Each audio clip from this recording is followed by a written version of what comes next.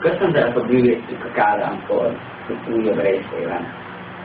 Következő trükk, ez egy nagyon hatásos trükk, én nagyon szeretem csinálni. Itt ez a papír. Megkérünk egy nézőt, hogy stoppolja rá a papír földet, és közben mondja, stopp. Megmutatjuk neki a papírt, leveszünk a tetejét, hogy levegye le ezt a kártyát. Oké. Majd én nem láthatom. Oké? Visszatesszük. Bele. Megkeverjük. Összekeverjük.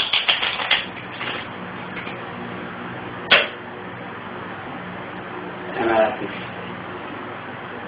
Akkor most elveszett a kártya a pakliban. De mivel én előre tudtam, hogy még kártya lesz az, ezzel felírtam erre a papírra. Ugye? Látod?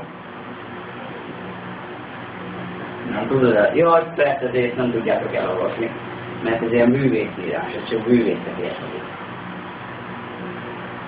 Lát, most megcsinálom úgy, hogy neked is értelmezhető legyen. Így, lesz. El tudod? Nem? Így, ja. Így már igen? Pikk 8-as.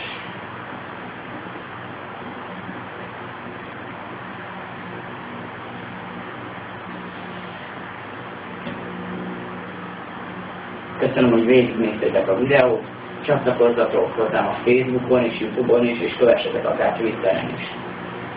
Viszlát!